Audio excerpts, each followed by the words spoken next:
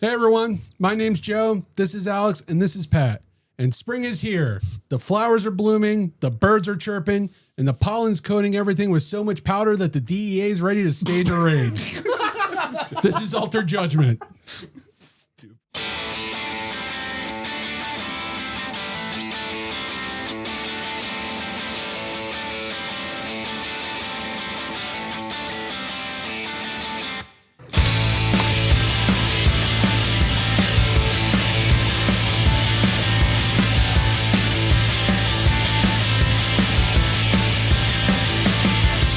Hey everyone, welcome back to another episode of Altered Judgement. You'll notice it is us again and not our better halves who were pretty close to making us out of a job. Dude, they're already outperforming our last episode in the first 48 hours. I mean, it's visually, they have the advantage already. Everybody rather look at them, understandably. Caught my attention. Dude, they got, I think it's double our last episode in the first 48 hours. Oh my God. Damn. So now we're never going to hear the end of it. We suck. But anyway, yeah, we're reclaiming our show, damn it. So we're back. And you may notice we have a guest here. It's Chef Nick is with us. Hey. Welcome. Thanks for having me. It's great to have you here. This is awesome. I'm excited. So we're going to be diving into some stuff, some discussions about what Chef Nick does, but we'll also get into a little bit of fun topics of discussion and just have him join in with us. Before we get started, though, I think I'm going to pass it off to Alex, who has a little bit of housekeeping. Per usual. Always got some quick housekeeping. We did have fresh towels.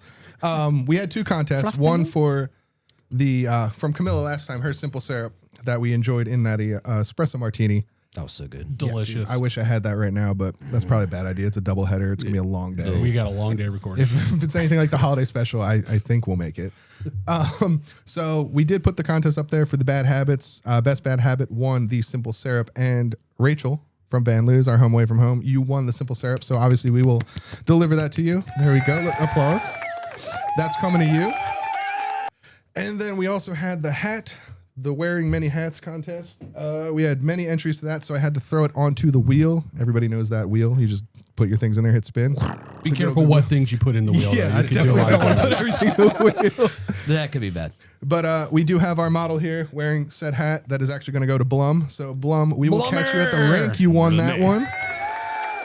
But yeah, until you get it, it's going to be with our resident alien. So that was all the housekeeping we really had. We didn't have a lot, did we? We didn't have a lot for once. Usually we got 10 minutes of apologies and contests and sorry, guys, we messed up. But look, we're getting better. I don't think we're apologizing anymore. No, right now. no, unapologetic. We're making progress. Shocker. But we do have Chef Nick here. And honestly, I don't even know where to start with all the different things you do, all the different things you're involved. I mean... We could pick any topic, and you have some influence there. But first off, I want to congrats on 15K. Yeah, very well done. That's a recent milestone, and it was so exciting. I was hanging out with a chef buddy, and my phone started blowing up. It was my wife, and she's like, "Oh my God, you hit 15K! Oh my God!" And I was like, "I'm like, all right, I'll get to this in a second." But like, it was such a cool moment to hit that while I was doing the things that I love. Dude, I was watching. I was like, it's like 5 away. It's like 4 away. Like, come on. Right, I was like, every 30 seconds, I'm checking it. I'm waiting for the scene. It's like the scene in the Facebook movie, The Social Network, where they're just like refreshing the page until they hit the million. Yeah, I saw it the other day. It was like 14.9, and it was like, click. I was like, oh, nice. Well, that's on the back end, like, because I can see down to the singles digits, and it was for the last 24 hours up to it. It was just one more. Some dude keeps messing with you. He's like, unfollow, follow, unfollow. Come on, man.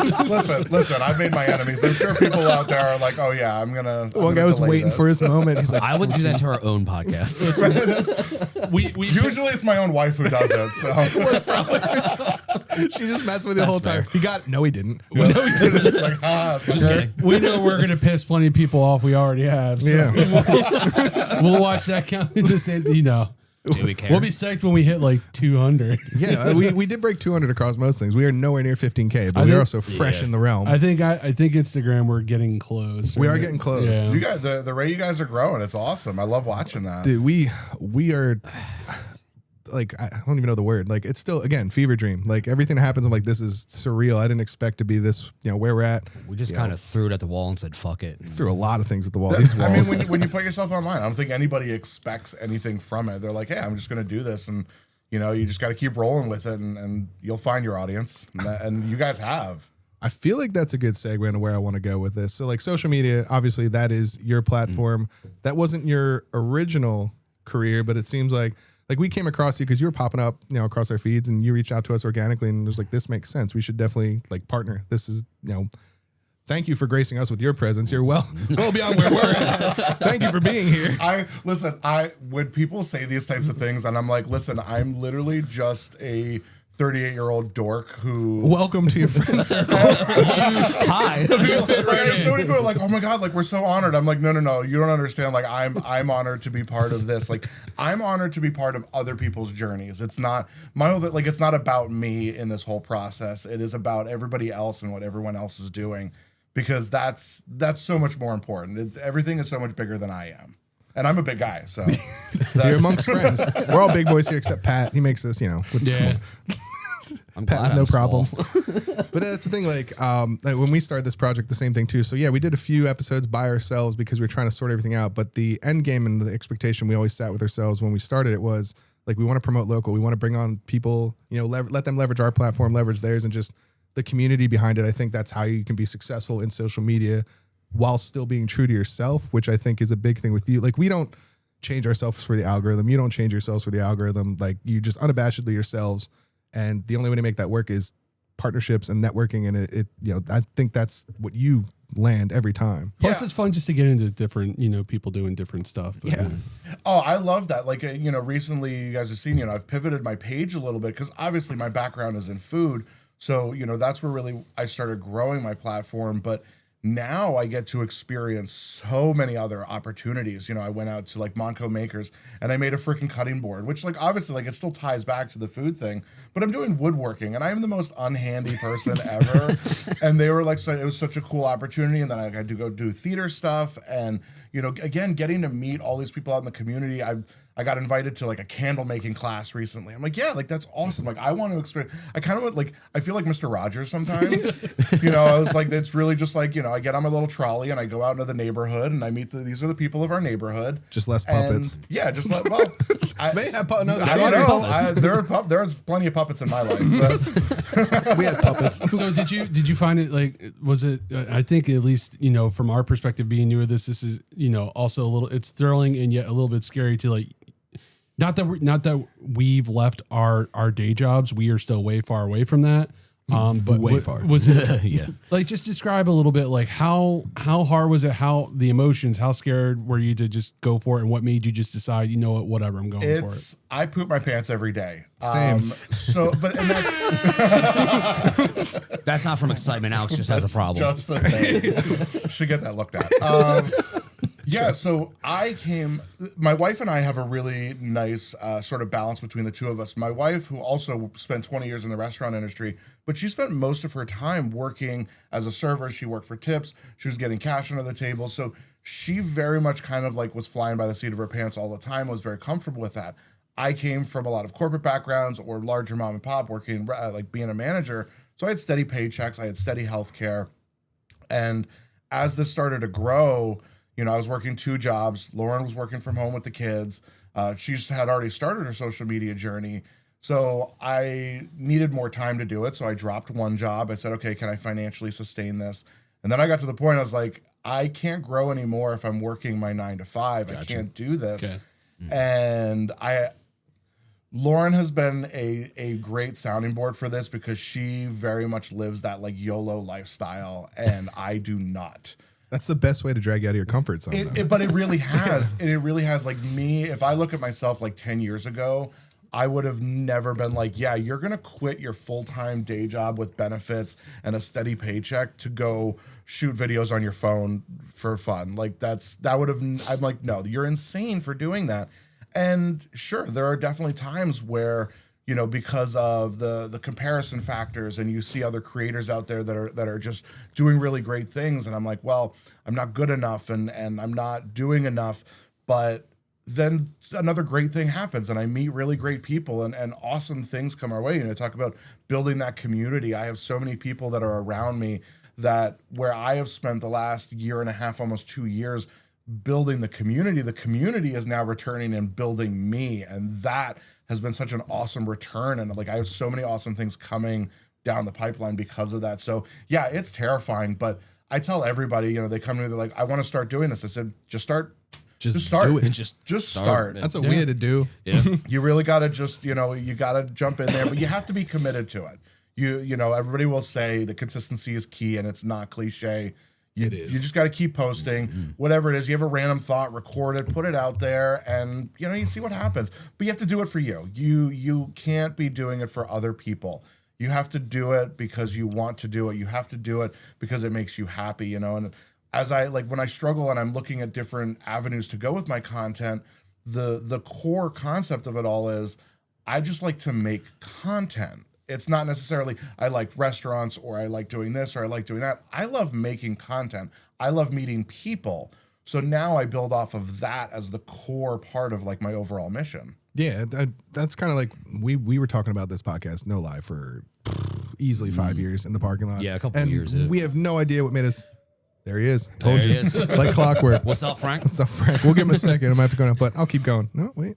I'm gonna go. That won't pick up. That's quite enough that this. Just whatever. us. Just us. Just noticing us, it. just Just us noticing it. But no, that's the biggest thing. Like, I don't know what made us make the jump back in November to just buy the interface and throw it I think up we there. finally just said, fuck it, basically. I think I just hopped on Amazon at 2 a.m. I was like, you know what? This looks like an interface. Let's see if this makes this work. I can also mention very vaguely, and I'll fill you in a little more off camera because you know with some of our jobs we don't say what we do right now for we don't reasons. really. But Joe's a spy. there, Shit. there, you know, I was I'm very open about what I do. briefly out of work during the fall, and that's when I started kind of exploring. Well, you know, I wanted to try stand-up comedy for a long time, and then I ended up, you know, going and doing a couple open mics at the Happy Losers, who shout out to you guys, good friends. Yeah, I did their open mics at Free Will and Percy, and that, you know, getting over that and a lot of the emotions of feeling like, well, what if people don't like it? What if they reject it? And that realization, just, you know what, there's always going to be some people who reject what you do, but there's also going to, unless you do it, you're not going to find the people who like what you do. So that kind of was a springing board. It's like, you know what, that went well, and went to these two guys. It's like, let's get serious about this and actually start doing it. Because I was gonna say, like, we used to have the parking lot conversations after hockey, and like they were hilarious. And I was like, what if we just record this? Like, just go on and start recording it and see how it turns out. I feel like you also know, the fuck it. initial hesitance is like, well, everybody says that they're funny. Are we going to be funny? But I think Well, when we started doing our podcast with Lauren and myself, our you know, shout out Thanks for Cooking podcast, you know, shameless plug there. But we started because we were filming some things on my channel where, you know, it's just the two of us hanging out in my kitchen, as we've done for years. You know, when I worked for her dad, like, she would come and hang out with me while I'm baking at night, things like that. But the banter there was what really started catching people's eyes. So we're like, all right, well, why don't we just, you know, let's just sit down and record it and for, you know, have some fun. And for us, like, you know, we had 2 young kids. We both work from home. So we put the kids to bed and we get to just sort of like sit, relax, and talk and, you know, have these kind of moments together. So it's a really cool opportunity there too. But yeah, there's always going to be haters out there. You know, we find them every step of the way. But you're also going to find the people that really love you in the weirdest ways possible too. Yeah, I they mean, just kind of come out of I've the had woodwork. some like random, you know, random offshoot communities. I mean, through the podcast, the gay community loves me. You're a And bear, dude. I am a huge There we fan go. of that. Like, they're so supportive. And like, I've always been supportive of the gay community anyway. And like, they came back and they're like, yes, we love you. You're a bear. And I'm like, yes, you know what? I am. Indeed, I am. Somebody suggested. Who wouldn't want to be with? They're fun. They're Fun as so shit. much They're a fun. fun community. God. And maybe I'll put it out here, right? So somebody suggested to me, they said, I need to have a name for my followers in the gay community. Okay. Like Lady Gaga has her monsters. She's like, maybe you need like your bear cubs. Oh, dude. Oh, there you go. Chef Nick's Bear Cubs. I think that's a great idea. Get the merch and everything. Like, that I would think that'd be work. awesome. That would work. I think another pitfall that people come into, like, I did it initially when we first started because I hadn't had access to the analytics and all the back end stuff that is available to you when you're on a creator side of all the social media. So I'd post a video and be like, oh, this isn't performing. This isn't doing, you know, I set these benchmarks that were unrealistic, and you know, I got over that, but I'm just like, this is not doing. I'm like, I don't know. I guess in my head I was like, everything's gonna go viral. Why not? No. Right. That's then I'm sitting there. I'm like, we got like 1,000 views on something. Like, this doesn't feel to scale. But I'm like, 1,000 views to scale with what we're doing now is the equivalent of like a huge influencer doing like 1 million. Like, you put it in perspective. And those 1,000 people, like imagine 1,000 people in the room and you're talking to them and they're listening. So like if you look at it that, and some videos won't do as good as others, and you might, feel deterred by it, but like just throw it out there. Like you said, throw it out there, see what sticks, because somebody will relate to it. And if one person relates to it, I think you've done enough. Yeah, and I think that those numbers, like I know a lot of there's like businesses and people that are going to look at those numbers, and it's honestly it's all just BS. Realistically, they're not even accurate. Because again, even if you get 200 views on a reel, can you name 200 people right now? No, exactly. Not really. No. Like I couldn't name 200 people. I couldn't name 100 people. I couldn't probably name 50 people. So, you put that into perspective. I'm like, that's awesome. Like you're still reaching 200 people.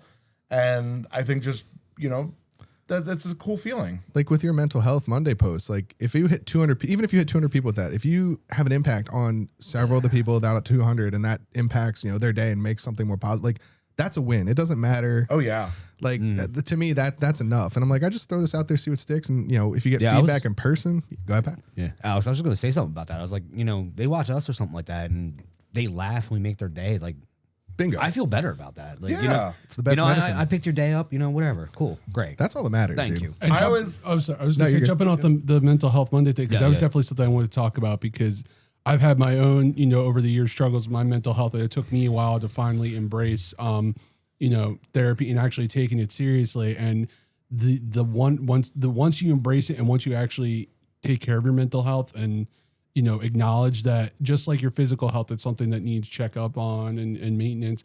It's amazing what it can do for you and how much it can change you. And you can ask even Pat, like the differences between before I was going to therapy. Dude, 5 years ago, like you were a completely different person. Even like that, like you said, even like before I started seeing them, like my anxiety was controlling. There's just an life, unnecessary stigma. But I just exactly. There is that stigma, exactly. and I think part of my journey with that mental health Monday too is getting, especially men, right? But everybody, but men. We are brought up, to be tough and suck up your feelings and all that kind of stuff. I've always been an emotional person. I mean, anybody who knows me knows that I'm an emotional person. There's a video my wife put out of me just bawling my eyes out at our wedding. I'm a crier, right? I'm a crier. But that's beautiful. I'm okay with that, man. But I want other men to know that it's okay to need help. It's okay to talk to other guys. Like I literally just went and spent a day with a buddy of mine just so we could just talk and kind of like commiserate as dads together, commiserate as restaurant people, and just sort of talk about it and know that you are not an island. You are not on your own. You have, whether you have like a partner at home or you have other friends, like everybody has dealt with this at some point in time. And we need to feel more comfortable talking about these issues and just talking about our feelings, because it will make you feel better. And the more you hold it in, obviously it's just going to build up. But, even if you're not going to therapy yet, I understand, therapy can be expensive for some people. Right. But just being able to talk about your feelings is so, so important. I will say that my mental health Mondays have gotten probably more feedback directly than my restaurant reels have and my food reels and even like, out in the public reels, because other creators, I mean, the creator community can be so mentally toxic and draining on people because everyone is judging you. You're judging yourself, and there's that constant struggle. So I've gotten so much feedback from other creators that are like, this is so nice to see. And because I know that not a lot of people are talking about that still, especially in the men's community. We still kind of tiptoe around mental health, but listen, we're all damaged people, and very much so. We just gotta talk it out. It's and talking about the aspect of being a father too, and like you had the one post I watched, and you were talking about with your I think son was which sport was it, baseball or basketball? Basketball. Yeah. And it's how it's not something you've been into, but once your son is into it, embrace it. And I kind of feel like I can relate and have similar experiences. Definitely always been a hockey guy.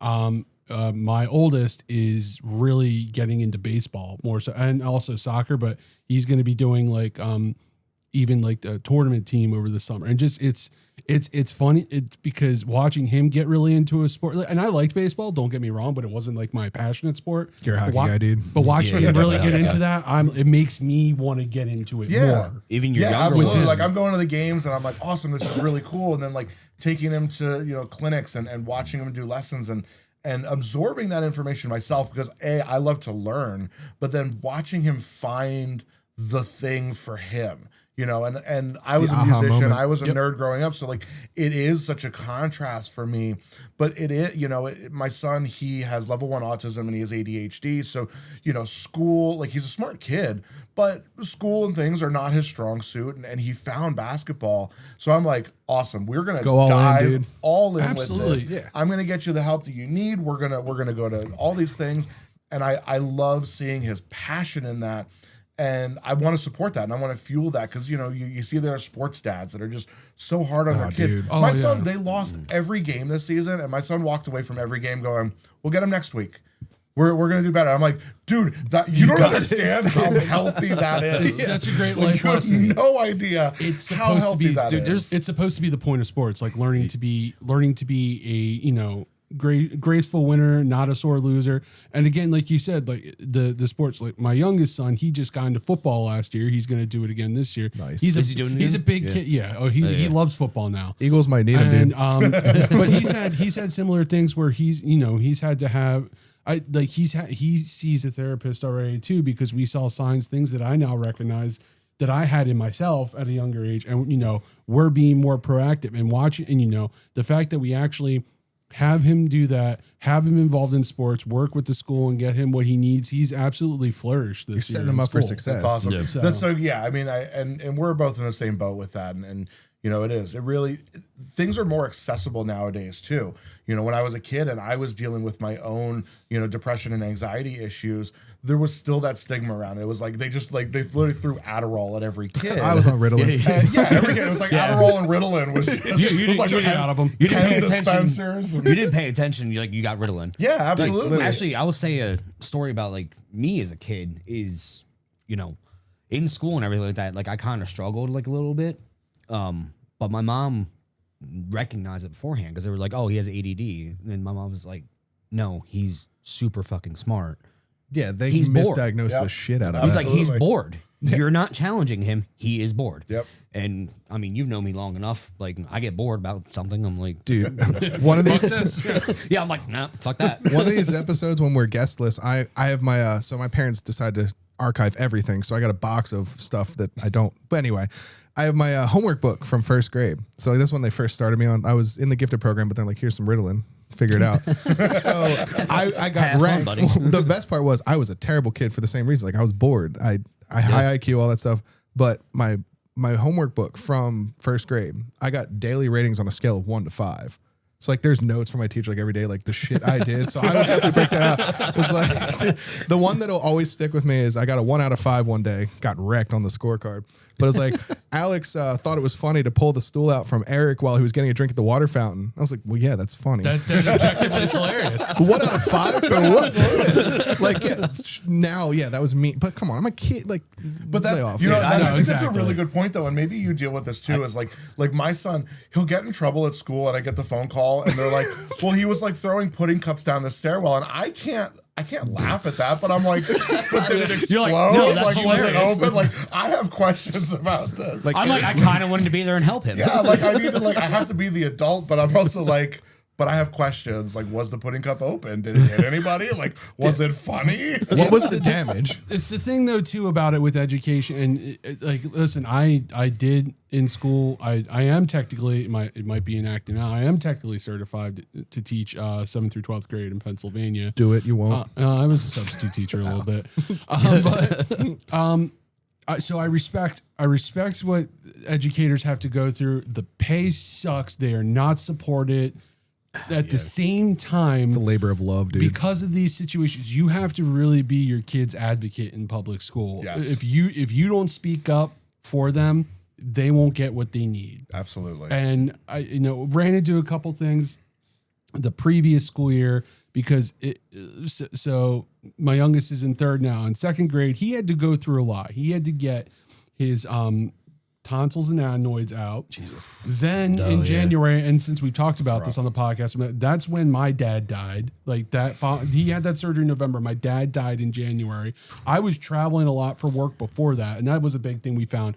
A lot of his anxiety, similar things about losing family members, and the fact that I wasn't around really would trigger him. Yeah. And he had a big problem with that. Yeah. So that's what he didn't do well with in school, and that's when it wasn't even that he was acting out. It's just, he needs ways to channel his energy. Like even just a simple thing of he's allowed now, part of his 504 that we have is he can have a fidget toy or some kind of like stress toy or something like to occupy his hands. But to I help think him that listen. really like takes it kind of like full circle about what we were talking about in terms of like teaching the next generation and teaching our sons and our daughters that it is okay to talk about our feelings and emotions, and rather than just getting frustrated because they don't know how to express their feelings, they just start crying or they get angry. They start with that like 4 box of crayons of emotions. Yeah. So they only understand those ones. So to be able to like notice those moments where they are frustrated and go, okay, like let's talk about this. Like, why are you angry right now? Or why are you sad? And what are you feeling? And get that dialogue going and make it more natural, because then they will grow up in a more healthier environment because of that. And they'll encourage the people around them to be, talking about their emotions as well. Absolutely. I think the juxtaposition on that is like it's a generational thing. Like our parents, like you had a problem, like go figure it out, go sort it out. I was like, good luck. Like I'm upset. Well, sort it out.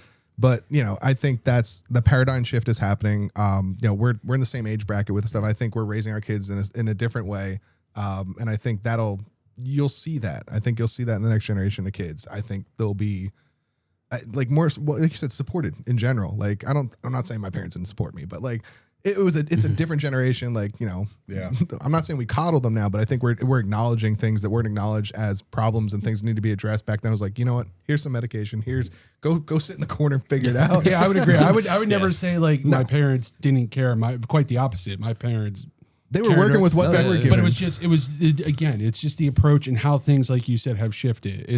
It wasn't that it was bad parenting by any means. There's different knowledge. It's different knowledge, more of an Yeah. acknowledgement of, again, getting back to just your mental health is just as important as your physical health. Well, your parents were going after the guidance from their parents, which were guided. It's generational. It's passed down. So the way you parent, whether you think about it or not, comes from your parents and how you grew up. So second nature, you're just going to kind of lean towards that. But I think the generational shift with our age bracket, I think, is finally acknowledging like that wasn't the best method. It was what worked then, but it doesn't work now. So we're adapting, and you can see that dude, I'm terrible at this. Generationally in the children now, like you can see, that development is different. Yeah. I don't want to stall this conversation, but we have some local food. Thank you. I was getting ready to get into it too.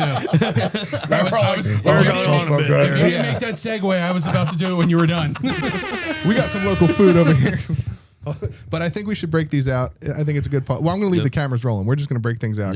Whatever happens, happens. But I think it's time to start handing that down, and then we can talk about that. I kind of got to take a leak, too. Take a leak. Well, Pat's got to pee. Well, in that case, it's time for 80s music. Pat's going to take a pee break. I don't know where I'm peeing. We're going to break out some pizza. We're going to tell you what it's all about. And, we'll be right back.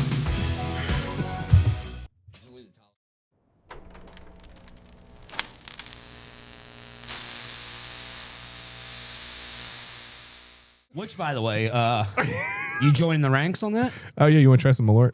Well, let's get some pizza first. Let's do pizza. It's a house decision. You don't have to do it. Well, let's do a baby taste. That's why the big bottle was every guest we have on. We're not going to make everybody do a whole shot. Let's hand out. So Silvio's is local. I'll let Nick take the reins because he is much more seasoned at these things. But let's pass it down first and get it out here. And then so there's a plain, a white, and a buffalo chicken. Oh, shit. So I got a little bit of everything. Oh, man. Buffalo chicken. Do we want to? Awesome. Do we want to Portnoy it and just do the plain to review, and then we can do whatever? This is the white pizza. Is it white? Yeah. White. You got it. White. Hot. Yeah. Joe, You want me? I'll hold. help I here. can. Yeah, Oh, yeah. There we go. I need your help here. She's ready. How the fuck are we gonna do this? Just take a slice and pass it down. You guys never dealt with pizza boxes before? Is this your first time eating pizza? Not. It's our first time eating pizza. Right, so what you're gonna do is Nick, tell us how it's done. Open your mouth and you chew. All right. Maybe Well, I gotta I go wanted back to get in to the the fucking series. plane. All right. Great. I'm gonna have to baby bird pat some pizza. Just hungry little fella. Yes, please, Daddy.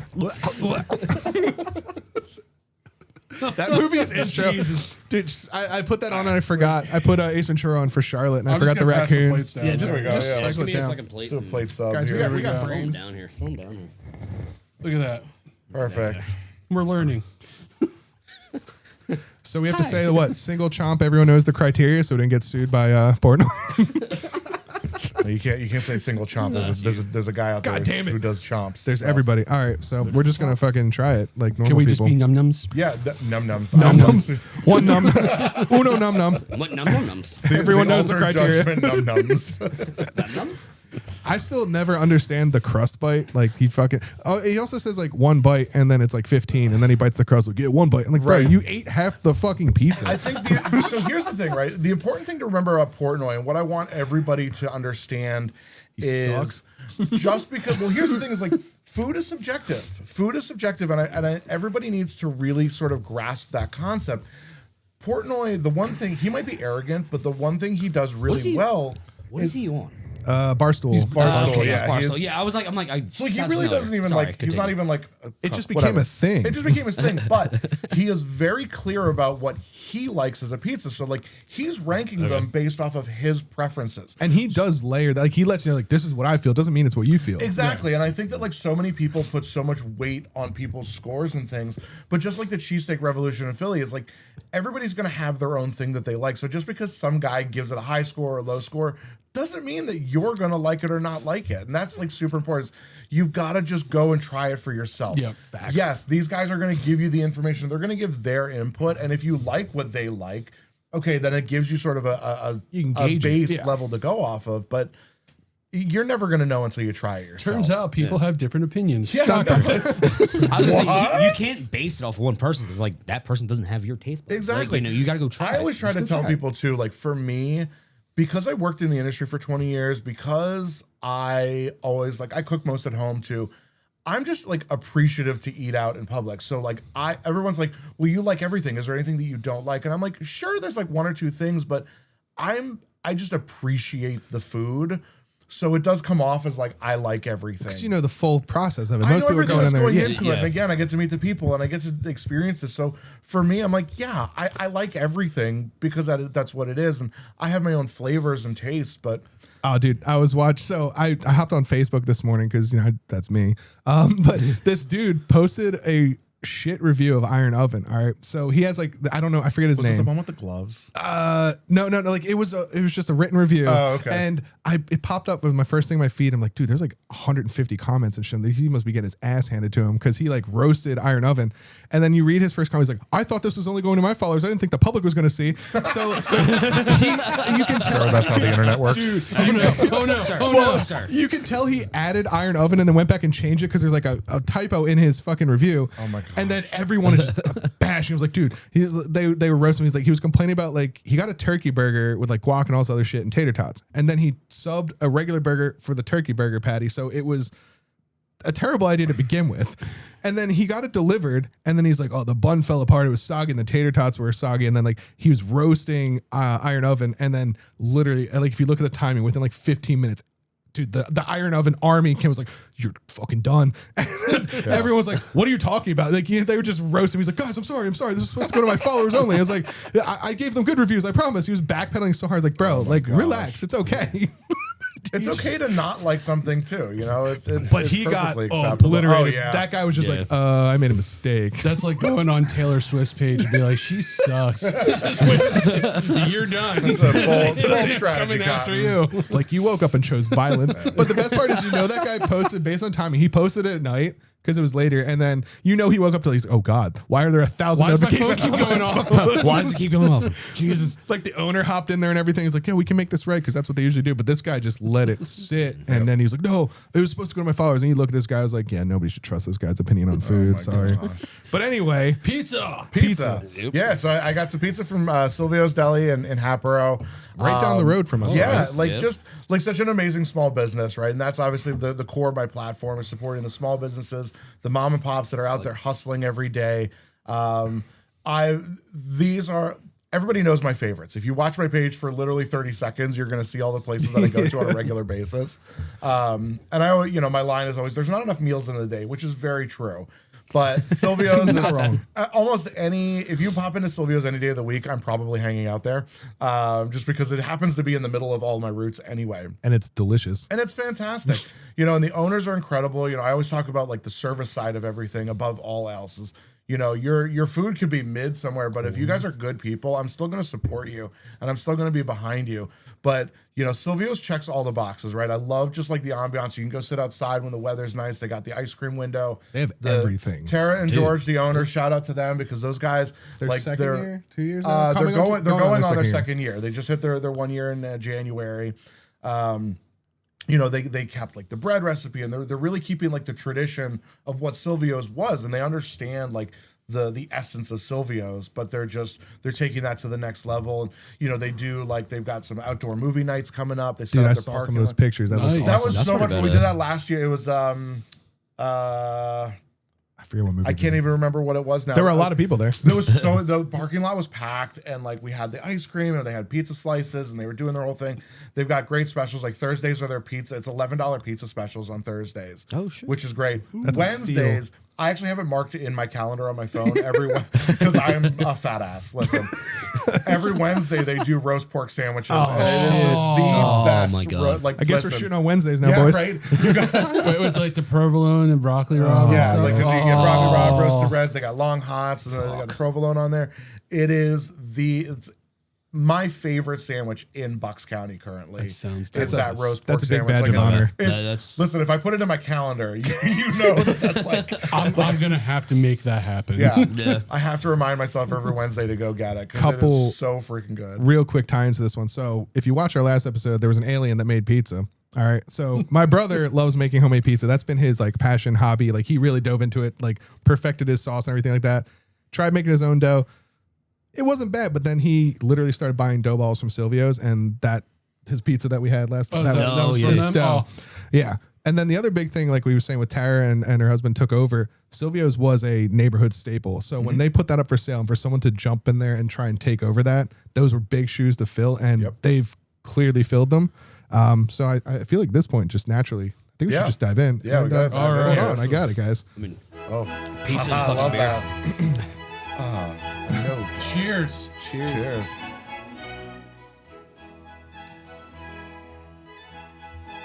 Oh, she good.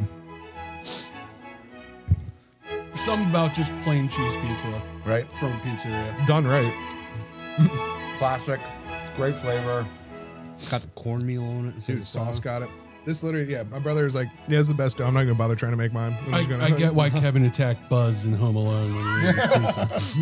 I love the idea of sort of the unapologetically no frills kind of thing. Yeah. Is like they have their standard recipe, they're doing their thing, and nothing. Not to knock the guys out there that are doing like the 72-hour ferments and all. I'm a baker, right? I love that stuff. I love the science behind bread, but I love going into a classic deli like Silvio's and just getting like if I order Italian hoagie, I'm getting an Italian hoagie. You know There's it's gonna be great. Yeah, like they're just doing the classics so well, and again, they're just such nice people. They've got Hank's root beer there. They got the Hank sodas. So, another local dude, the local ice company. cream, everything there. Yeah. You can't go wrong. Yeah, There's their not ice a cream bad comes thing. from Uncle Dave's, which is another local company. And if you know Uncle Dave's from Shady Brook, those guys are pumping out awesome stuff, and they really are like they're just people of the community, and that's what we all need to be getting out and supporting are these people that are in turn supporting the community, and they support other businesses too. Yeah, they and that's when you look at some of these businesses and watch how they interact online with other pages. Silvio, Steel Penny, like Meadowlark, those are all companies that I know you watch them and they're commenting on other businesses' food posts and be like, man, that looks awesome. Can't wait to try that. They go and they experience that stuff. And they've all sort of become this like little community of restaurant owners and business owners.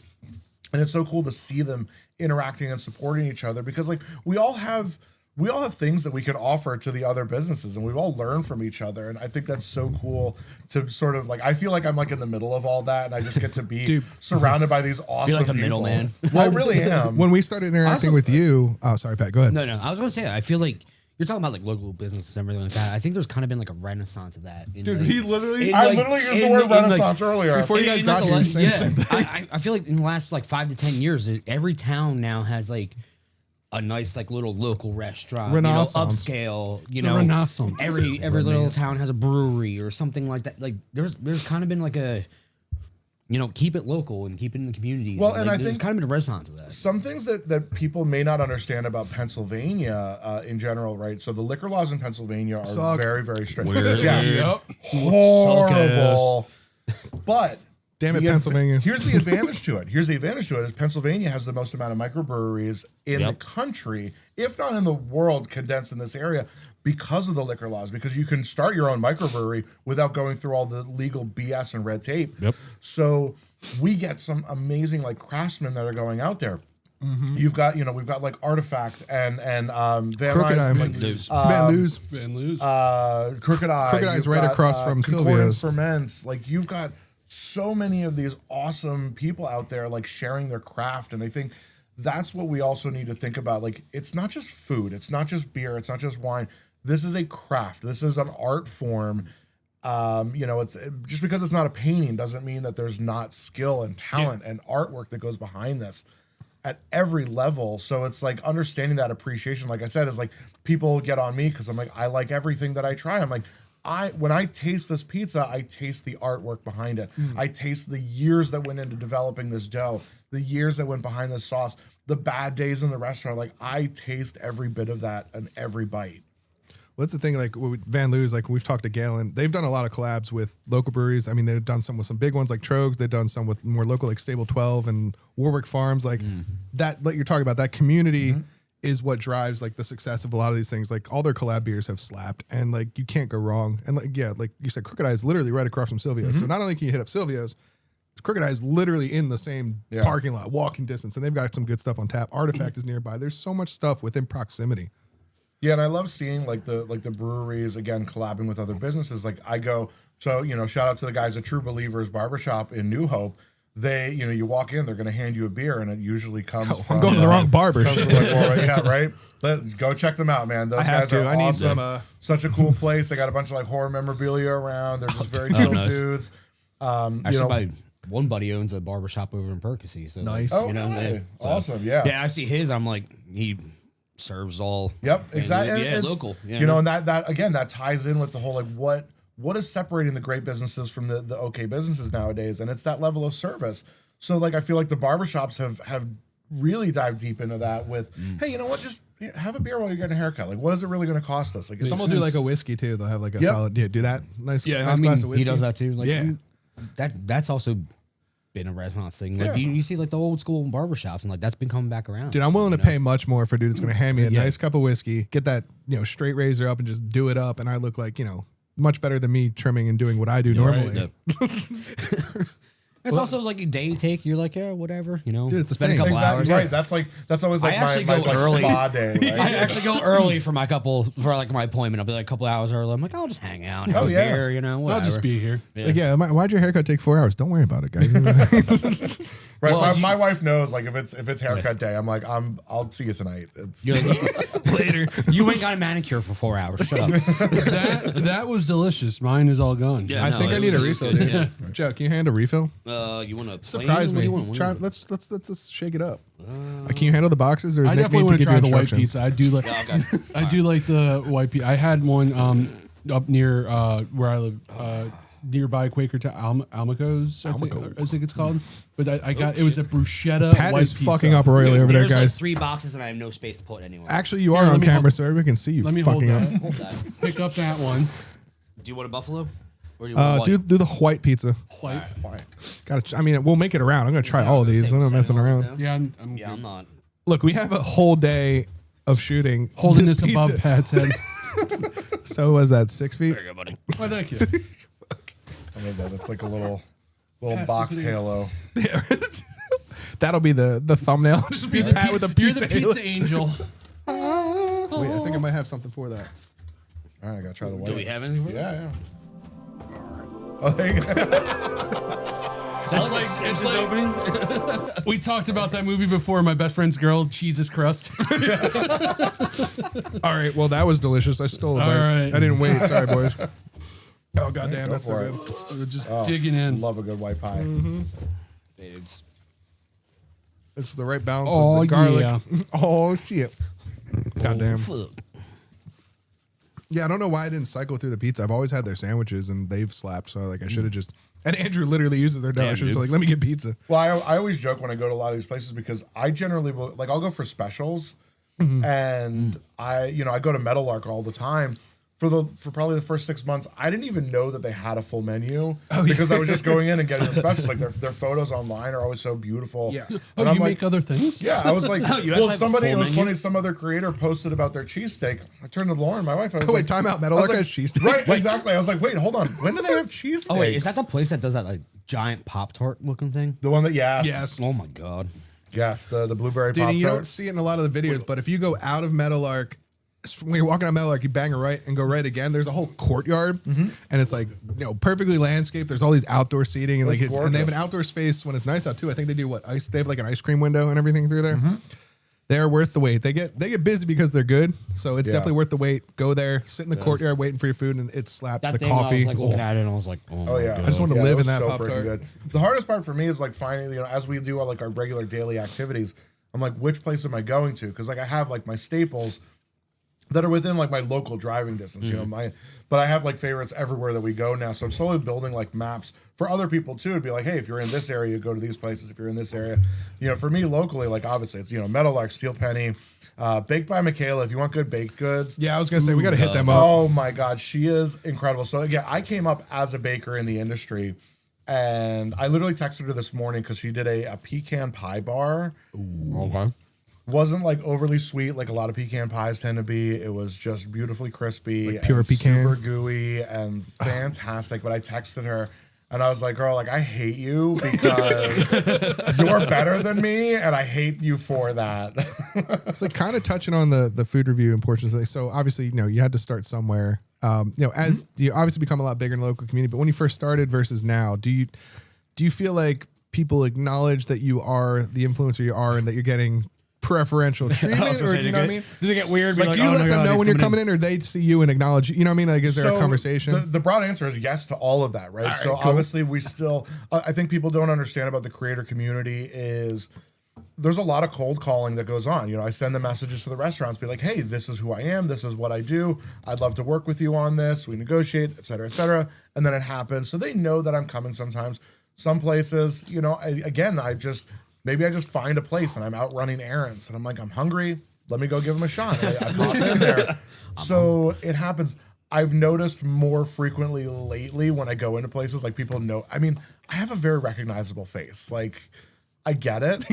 I get it. So like I walk in and some people be like, oh, hey, it's Chef Nick. And I'm like, crap, my cover's blown. Like, You're like the guys in Impractical Jokers after season 1. I was like, we can still do prank. No, we know who you are. can't. Like, Don't we lie. know exactly who you are. We know exactly right. This is staged now. Grow up, guys. You're not fooling anyone. Bar rescue. Taffer walks in like, oh, who's John Taffer? Shut up. Right. It's easier when I'm out of town, if I'm not local to the Bucks County area. We travel a lot because, Lauren, she does on her platform, she does a lot of travel, and like we do theme parks. We're always like going around everywhere. We're going to Indiana, PA at the end of the month. Nice. Hershey. Yeah. I've seen you at Hershey. Yeah, we've done Hershey a few times. Dude, I love Chocolate we World. love- That ride. Oh, it's amazing. I hop on We that do every love- time. Wait, what the little Yeah. little tour one? The best is to go to Trogs first and then go on the chocolate ride. And you're like, oh, this is so much more fun. We love Dutch Wonderland. We have the young Oh, dude, kids. Charlotte loved that. The- It's so good for little kids. It's the best one. family park because there's so many good like family rides that you can do, which is like juxtaposed to say like a place like Sesame Place that actually has 0 family rides. Dude, yeah. So you can't do anything with your kids. But Dutch Wonderland is incredible. They've been so awesome to work with. We're actually they have their opening weekend in a couple weeks. So we're looking forward to that and heading out. Like Lancaster County is just amazing. There's a lot. There's so Good many food cool and stuff. things. Dude, Shady I'm Maple. You know what's I so was funny? just there. I've never been to Shady Maple. Oh, bro. Wait. was amazing. So hold on. I have to give you, this is going to be the triggered list of places Chef Nick has never gone to. How have you not boy. been to Shady Maple? Shady Maple is one of them. Okay. And this one triggers every Philadelphia native. Uh-oh. I've never been to Pat's or Gino's. you kind of got to. But here's my thing with that too. Okay, that's it's that's not as big a passable. deal anymore. That's passable. I feel like it is passable nowadays. I do plan 10 this years ago, summer, no, you're right. that's a crime. This summer, I do want to get. I don't like going into the city in general, and that's like you'll see my content. I'm always in the suburbs. There's a million creators in the city. They get all the views because they're in the city. That's their thing. I was gonna say, how do you like your steak chopped on your The trend now is He's like, I don't want to insult Philly. Hold on. No. Again, good way to do it. food is subjective, and I can appreciate good food and bad food. I think they all execute it well, but I don't like that meat pudding that people are putting out. Dude, that And this description's But you know exactly what I know I'm exactly talking what about. you're Where talking it's, about. it's You're a like spooning a out. ton of meat, a ton of cheese. It's overflowing. It looks You like it can't came out of a hold it tube. like I want to be able to hold the sandwich, bite into it without half of it I falling was say, if out. you go to either one of them, Gino's, you kind of get bigger chunks of the steak, and Pat's kind of chops theirs up a little bit finer. I like the larger chunks because I want to be able to like taste it. I want to have something to bite into. I just prefer it that way myself. I would pose a very heavy argument that the suburbs have stolen cheesesteaks. Because, like, look, I don't think, like, again, Philly, you can hate me all you want, but Pat's and Gino's, I don't think are the staples anymore. You can come fight me in the comments. It's fine. I just think there's so much good Well, you got outside. I don't of think it. Philly would Del fight you on There's that. so much. I don't think they would either. If No, they're maybe true like that's Philly a wouldn't. tourist. That's a very good point. But yeah, I was just gonna say that those have kind of become the tourist. Like, yes, if you're visiting It's a Philadelphia, tourist you trap. should go there. It's like But- it's like a badge of honor, like Malort. Like nobody likes that shit. We just drink it. like my favorite cheesesteak I ever had down in Philadelphia was Jim's. Yeah, they're steaks slap. Jim's, yeah. I like Steve's down there. There's so much just within 15 minutes of our D'Alessandro's studio, are dude. always good. But I mean, I hear I'll them tell all you, the time. I will tell you, there's like I had this conversation with another business the other night. Is I'm tired of cheesesteaks generally. Everybody's doing it. Everybody's doing it. And I purposely try to avoid cheesesteaks. You know, I mean, I love Mediterranean food, Indian food. Like I love other things. So I definitely like one thing that does separate me from some of the other creators is I'm not just doing the pieces of You cheesesteak. good, Pat? Right. We all have that problem going Yeah, on. everyone's man. everywhere. He pulls out like a little dust buster. Right, we're gonna have to get the little vacuum out. But I think that's the thing is like I want to encourage people in the suburbs to try things other than that. You know, listen, everybody's doing the seated roll, the cheesesteak, the Cooper Sharp. Yeah. Great, yawn. I want something. Listen, I'll go on record as saying that is, yeah. Cheesesteaks, I believe in general, and this is the trend that I'm gonna put it out here. Is I feel the restaurants that are gonna succeed to the end of like really be prominent to the end of the year are the ones that are pulling out a fire sandwich game in general, Like across the board. across the board. And I'm talking like good burgers. Good burgers are love hard that to movie. find. Right. And the sequel was not bad either. Yeah. You know what? It was. I'm a sucker for like a good like chicken parm sandwich. Oh, dude. Right, like who's doing their cutlets? Cutlets, the best? dude. Yeah. Cutlets. Yeah. Oh, One thing I Or, like, don't sausage understand. parm or something like that. Like I'm dude, always stop it. Well, when you go out, you see people like they don't want to mess with the cheesesteak because like people get up in arms about it. People seem to be afraid to add things to beef. But you're gonna see every place does like we're gonna do an Italiano chicken cheesesteak. We do the buffalo chicken cheesesteak. They always take the chicken and kind of alter it. I'm like, I want like add to Alter the it. beef. Somebody mess with the beef, yeah. You know, where's my beef? Where's I don't the know, beef? like where's the alterations to that? We're gonna fight, bro. Kind of I got a beef. but like kind of layer on that. Like I think, like you said, almost everyone's gotten so good at the cheesesteak, like where it's like there's not much of a differentiator. You go there It's and they hit a almost. ceiling. It is absolutely hit I a would ceiling. argue it's kind of like how IPAs really got Ooh, like no for yeah. real. There was No. a time where every IPA you try was like, oh okay, that's the same. And listen, we're drinking one right We're now. drinking one right Fantastic now. one from This I'm one is not. different. I'm not. No, Pat's not. You But moved no, on. like I there was a moved point on. where every IPA was like, oh, we're doing something crazy, this, that, and then I was like, they're all kind of the same to me. Like, and now they're Yeah. kind of dialing it back. They're pushing to different styles. Like you said, they're branching out into other things instead of everybody was like, Well, I mean- IPA. I've said this before. That's what I always liked about Van Loo's. They don't kind of like They do everything. they do a lot of things, but they don't like mess around with like this crazy They're concoction. purists, like shit. you said, yeah, with, no, like, they're yeah. just straightforward. Be like, hey, this is good beer. That's good beer. That's good beer. Galen Like, you even know. told us that. It's that Yeah, it's- unapologetically no frills, and that's exactly what I look for. love that. I love that. You know, I don't. Yes, do I want to dine at like a Michelin-starred restaurant? Sure. As a chef, Yeah. I appreciate that and I want to enjoy that. But I see like some of these people that are out there every single night doing those things. I'm like, I want this every day. I want the Silvios. I want the Metal Larks. I want, Yeah. you know, I want just like my home local stuff. I want It's it. comfort food at that point. It really is comfort food, and it's like stop.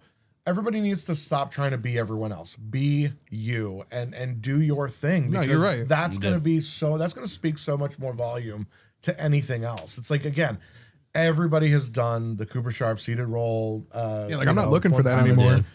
It's boring. It's like a trend anymore. Yeah, It literally, it's become a fad. It's like Pogs it's or something. awful. And I'm like, Razor scooters. I'm like, go to the Mediterranean restaurant, go to the Indian restaurant, go to the Mexican restaurant. Like, try this. Like, there's so many cool, like, little, especially in Bucks County. Like, there's awesome everything. like little like Mexican taquerias all around too. Oh, there's yeah, one definitely. literally like Los Cuatro Hermanos is literally walking heard of them, distance. Yeah, that's the thing. They are buried in the back of a senior living community. That's exactly what I look for. The weirdest spot. You would have no idea it's there unless you know it, but they are like, they're busy all the time. Their family is so nice. Their food is incredible. I'm like that's the food that I want. That's what I want people Dude, when to I'm looking see for and a try. new Mexican spot, that's literally my criteria. Is like, is it in the weirdest possible spot? Like, is there no lights? Like, they're gonna slap. I'm not looking for that thing that's just out there advertising. I'm looking for the one tucked in the corner, hidden behind Yeah. things. Like, I know you're gonna be good. I was like talking about weird spots. Like I lived in North Carolina for like a little bit. Down there, barbecue wise,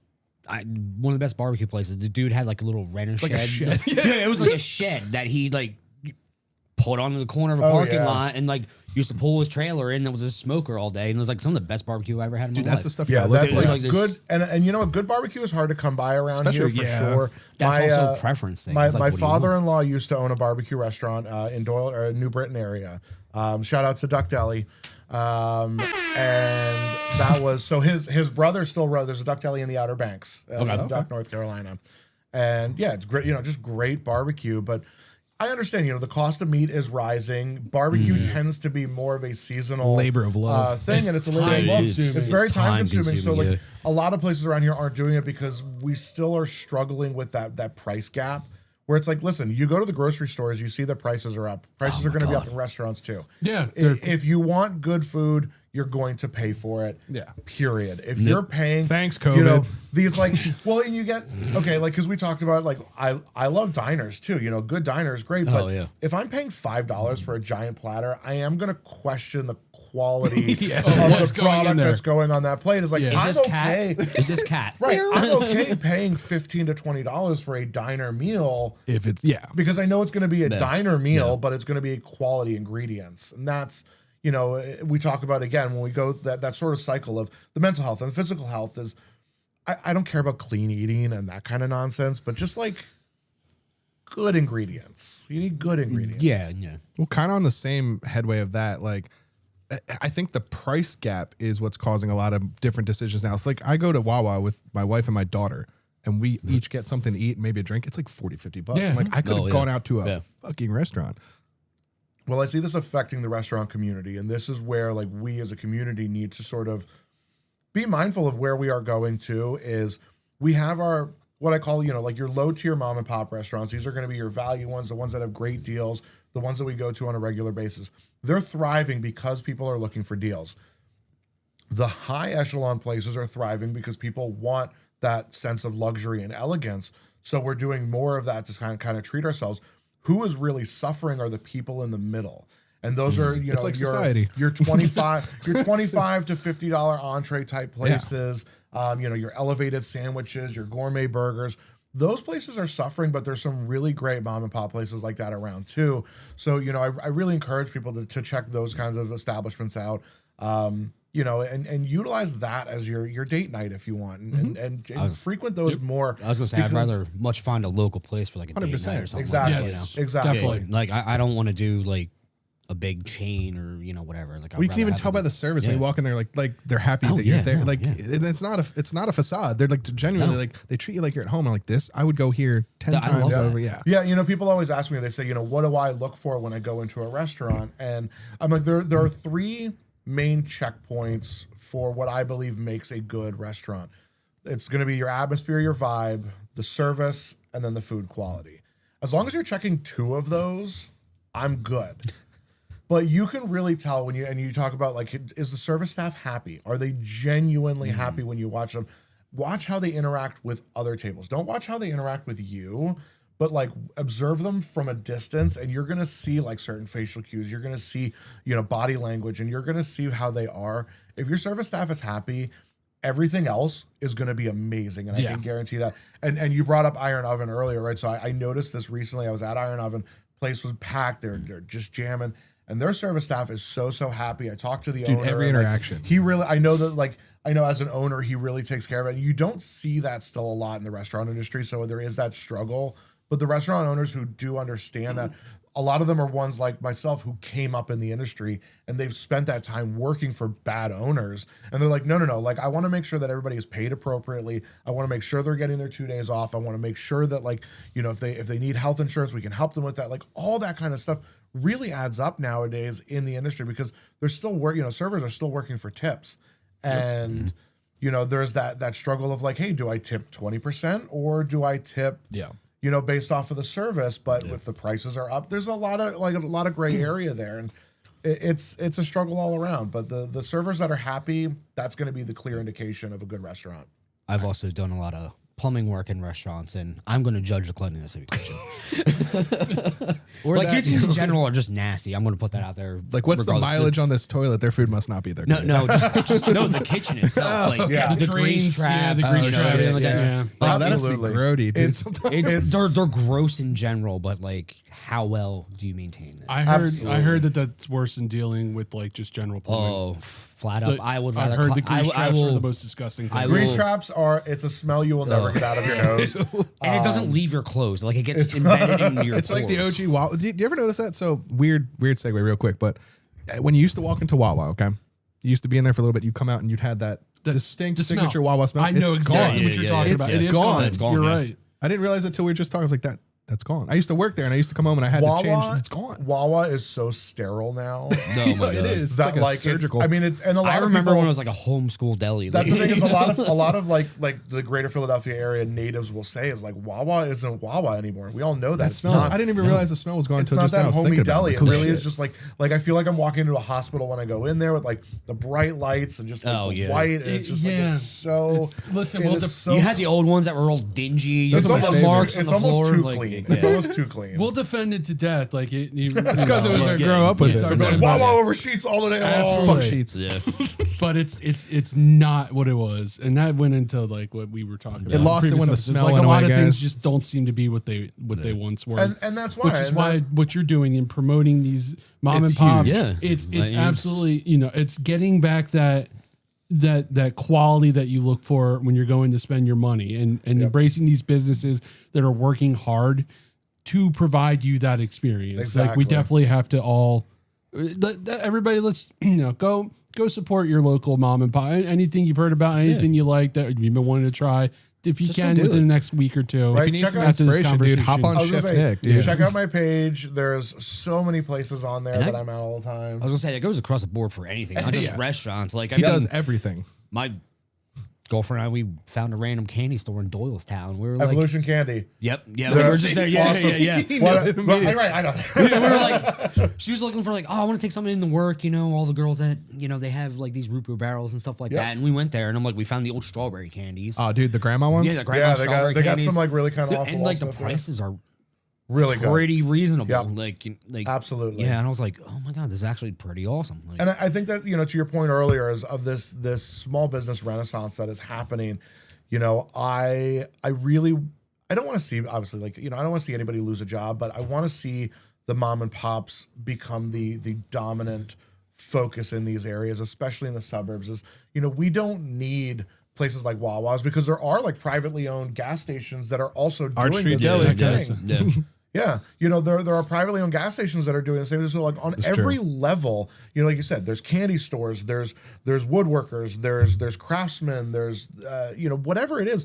There are people on the small business level that are doing the same thing that the big guys are doing, and they're your friends, they're your neighbors. Like, not to get on my little soapbox, but it's so true. Is these are people that are living in our community, and they have kids, they have families, they have all this stuff going on, and they're out there hustling every day for themselves and for the community, whereas the big corporations are just hustling for the big guy up top and putting money in their pocket. So, just help the small businesses and do that part. And with that, we're going to probably enjoy some more small business pizza and refill on some small business beer. And we're going to be right back. It's all small business around.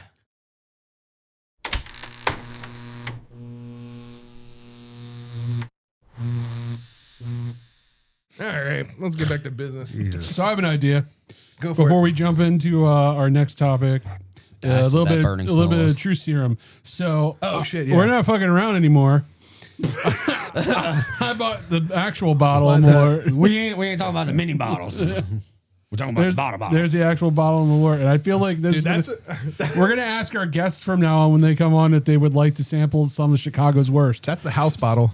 So, what do you think? It's I mean, kind of listen, become like when in Chicago, I guess. That's, you know, in Chicago. We're trying to make the algorithm pick us up out there. Our dumbasses, by the time we're gonna hit like episode 20, be like, oh god, this was a terrible idea. Pat, we didn't tell you. listen, there are worse sponsorships we to decided get. to Like, do could you with imagine being hourly We're not- sponsored by Malort? We're not leaving them hanging. Apparently, Alex says. You guys don't have to look. I'm not going to leave a guy behind. I will take one. If you guys don't want to, you don't have to. It Listen, doesn't I have to be. bitched, I bitched out on the icing. I gotta do it. Yeah, Which guess what? you There's and I still both 3 of those bitched in my out. fridge. So Oh. you're gonna sit down in your chair for the next episode. Like, why is? Oh my god, a smeared off. All I thought that right. was hilarious. Oh, I was so mad. I was like, I should have known. I was like, I saw it Stop coming. smelling it. I was like, no way are they gonna do that? So for my bachelor party, he got a 24 pack of it, and he got to the house before anyone did, and he hid them throughout the house. So throughout the weekend of my bachelor party, he was like, "Yeah, can you go grab the remote? It's in the center console of the couch." So I opened it, and there was a smear. He hid them and then set me up the entire time. He That's put diabolical. Dude, he put one in the toilet tank. In the Jesus reserve Christ. bathroom, he put one that was floating there. I'm like, should I drink this? It was my bachelor party. I drank it, but Right, yeah, that's- Yeah, duh. I feel like I'm just like, I don't want to say I'm numb to this. All I right. still know what's gonna. TikTok, Hold on, we got a Vivaldi, obviously. Instagram. Oh, yeah, that's- Would you fucking put this in the Chicago algorithm so we get more followers out there? So we don't have to do We're this every trying. time. Chicago. Chicago. Oh. Cheers. It's don't just go for it. Yeah, don't even. Do it. Don't smell And then it. get ready to Just chase. Fucking. Oh, There it is. oh my god! Is that made with cigarette butts? It's so bad. Oh. It tastes You're like right down there. Why do we that- do this shit?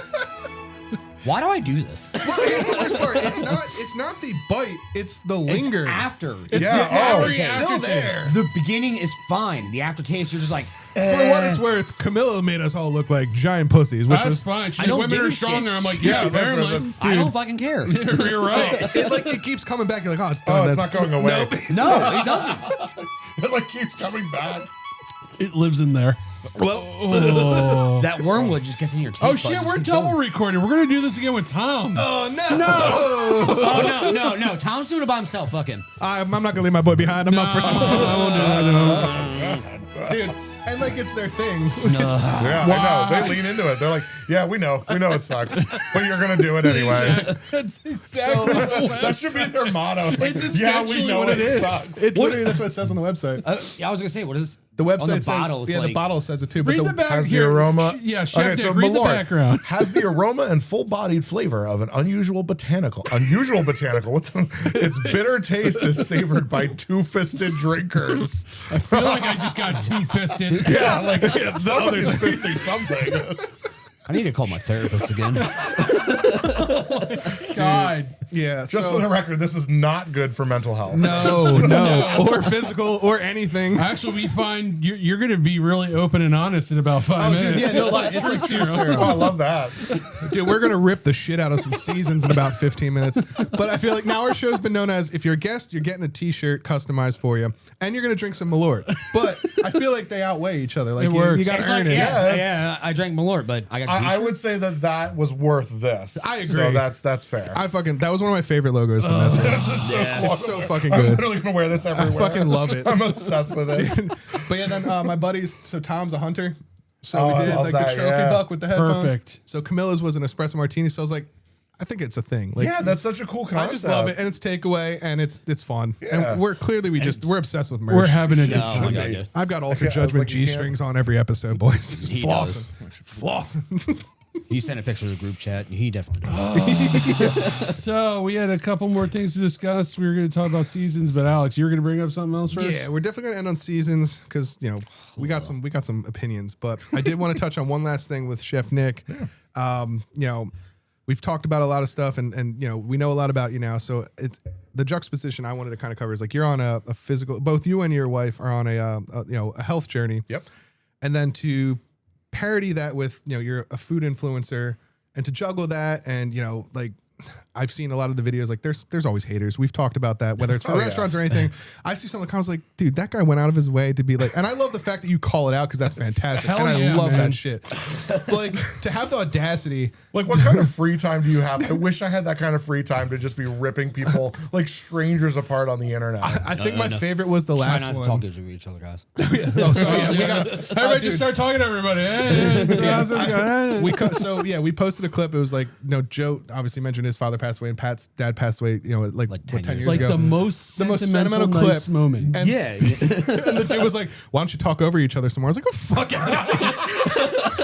We're like, why don't you stop jerking into anime in your mom's basement? But I think my favorite clip was when you were like, the typical guy that makes these comments, and you described him and put the picture. I'm like, that is literally the dude that every single guy looks just like that. And I'm like, yeah, okay, cool. It's either that or like these 70-year-old women that just want to tear you down for some reason. I'm like, I'm sorry, grandma. Like, Jesus. I'm sorry, I'll get the computer away from my mom. Right, because they're all on Facebook. That's what it is. Somebody get grandma. Yeah. Somebody come pick her up. Grandma, again, I told you to stop. Damn it, grandma. But yeah, so I mean, that's like you've been very transparent with it, and I think that's a big thing in the space. Like, you got to be open with it. You got to be real with yourself, and I think that there's setbacks and there's steps forward, step back, and you've been very open with that journey. So I kind of want to touch on that, from your perspective.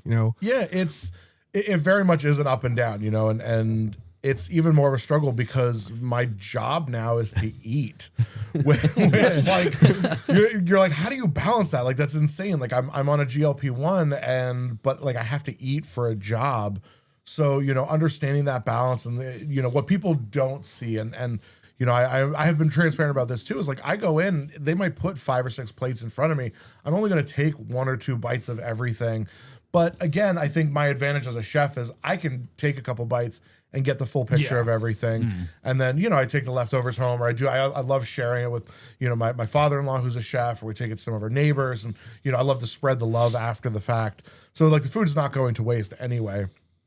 But it really has been a journey, and it's so great that I get to do this with my wife, and she's been fantastic. She's lost over 100 pounds. She's crushing it. She is absolutely crushing it. She's so diligent with it. For me, my setback was when I started doing this full time and like trying to figure out my new routine. I'm still trying to figure out my new routine day to day, but I love being on that because I there's almost more enjoyment being on the GLP-1 because I'll be like, all right, well, if I'm filming on a certain day, I'm like, that's my meal for the day. Okay. So I will be like, all right, like I'm going to fast the rest of the day. I'm not going to eat anything. I'll have my cup of coffee in the morning and then that's it. So like I can actually really enjoy the meal and I walk away from it and I'm satisfied and I'm happy. And it is a journey. And I think that, a lot of people, they want that overnight success and they need to understand like these things don't happen all the time. People they'll look down on GLP-1s too and be like, well, it's cheating or that like, I don't understand. Like, I don't get that. Yeah, they're like, well, it's they're like, not just get into the gym and stop eating. And I'm like, no, listen, it's not a miracle cure. You still have to do a lot of You still got to maintenance with put it. some work into exactly. it. And I understand people's apprehension of like, hey, it's sort of like it's a new drug or it's relatively new, so it's been around a while, just not for this purpose. I feel like it's been around long enough. So, and listen, I've tried a million things. Growing up, my parents had me on like Weight Watchers and the Atkins, every diet that was out there. My parents had me doing that. So to find something that is going to help curb that appetite and silence that food noise, because I think that's what people don't understand when they're like, "Well, just go to the gym." And I'm like, I do. But I also like to eat a lot because that's the mental side of it. And that's what people don't understand is it's not just go to the gym and stop eating. Because when you have that food noise, that's the mental health side of everything. It's like people make an assumption that, you're overweight, you must do nothing but eat. And I've seen plenty of situations where I think a big one too that I've seen, and I won't mention specific people, but like women after having kids, like having thyroid and hormone issues thrown off by going through pregnancy and everything like that. And I've seen that they're not eating a lot. They're probably actually eating fewer calories than they should dietarily a day, and they're still not losing weight. It's not just always.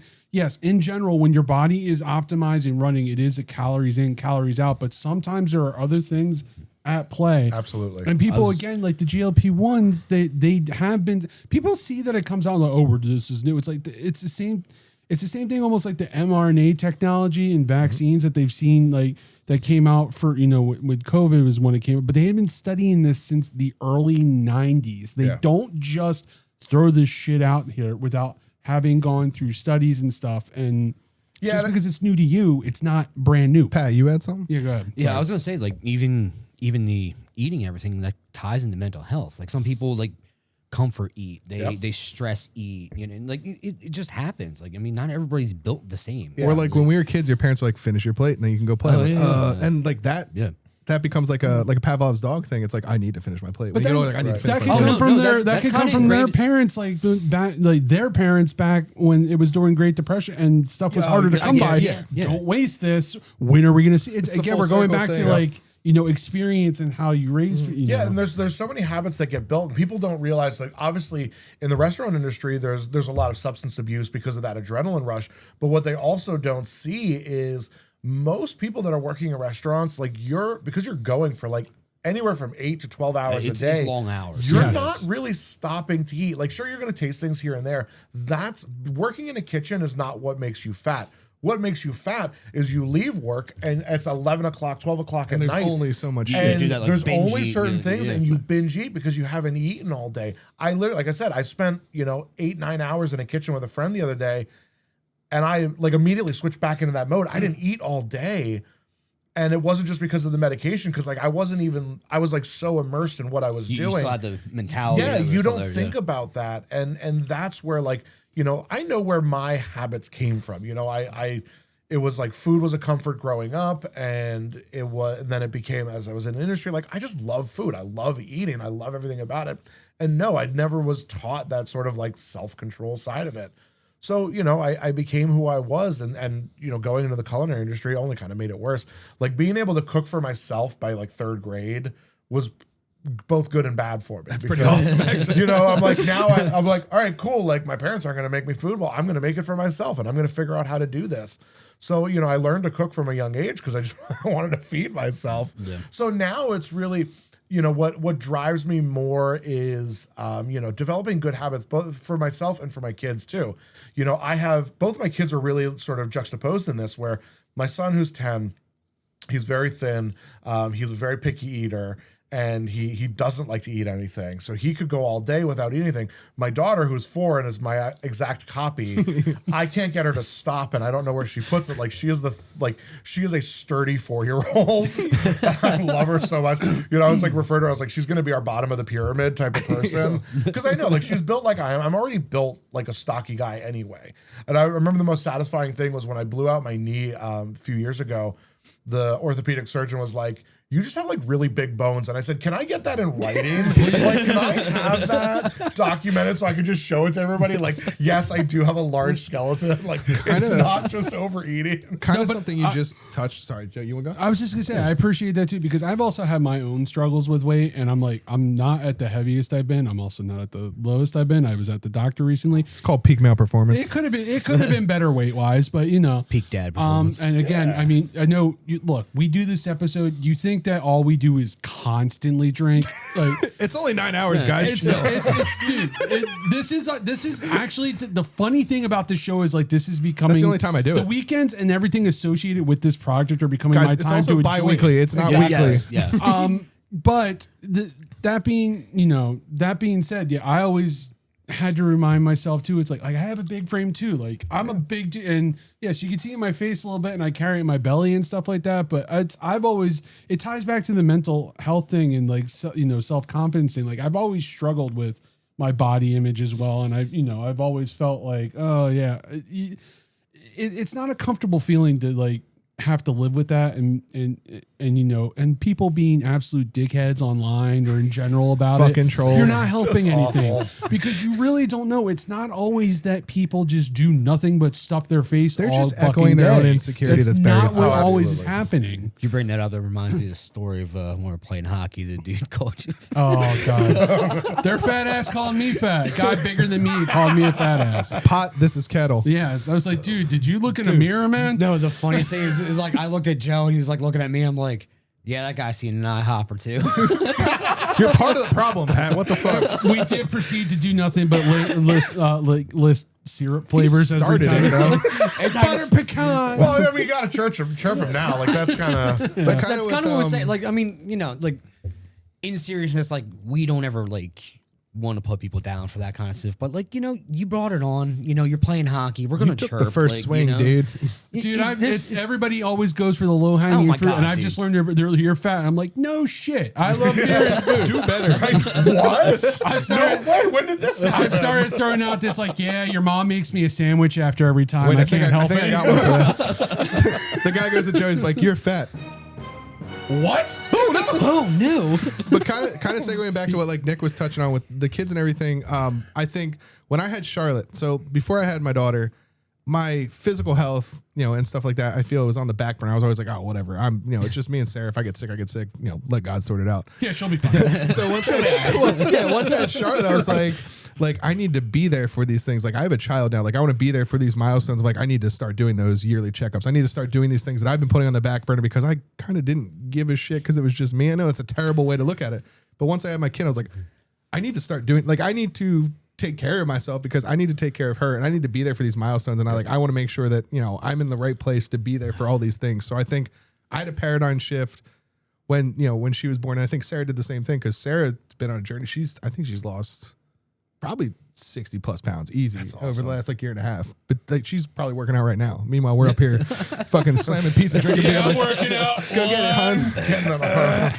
But like, I mean, well, and I think what's important about sort of setting those standards with our kids, and this tie again, it's all going to tie back together with that mental health aspect of what our parents put into us. Yes. You know, my parents, they made me feel it was like being fat is bad, right? And it was just like it was food bad, and it was very black and white with that. Where with my kids, you know, again, my son who doesn't eat anything, but he loves basketball. So okay, listen, like you are getting exhausted on the court, so why don't we try eating some more protein shakes and let's go swimming and let's do some cardio work because that's really going to help you sustain yourself on the court. My daughter, who is like, you know, she's an active 4-year-old, she loves to dance and sing and perform. I'm like, let's do a dance class, let's go for a walk, let's dance around.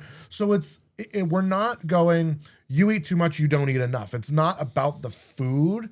It's really about the lifestyle choices. And it sounds very like, you know, you get very like preachy from a lot of these people. It's like, it's really about a lifestyle change. But I hate that terminology because it's just about, just make it not about food. And I think that's kind of the bigger picture. I think the other thing is they're trying to say like, well, you should go to the gym. Like, well, guess what? You're not in my shoes. You don't have the kids. You don't have the job I have or the hours I have. Like, yeah, maybe you have 12 hours a day to go work out all the time. I got maybe 30 minutes to myself and I'm going to, you got to make a choice. I get like fitness influencers that will reach out and they'll be like, well, dude, you should go to the gym. And I'm like, dude, bro, you do this full time. Like you work in a gym. It's also like, keep in mind, we're at the tail end of winter. Oh, I hibernate like a motherfucker. Your body, Winter's been rough. you're just less active because that's another thing that I'm trying not to beat myself up over the weight. Yeah. Because once it gets warmer, I'm constantly walking you're the dog. I'm doing yard work. I go out to like the driving range all the time. I am much more active once the weather starts getting warmer. Now I'm a horrible sneezing, like puffy-eyed.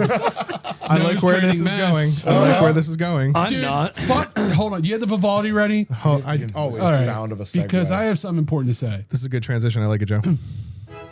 Fuck spring. It is the worst of the 4 seasons. I don't get all you people. This is Joe's rant time. I don't get all you people who love this season. The bees come out and start stinging you again.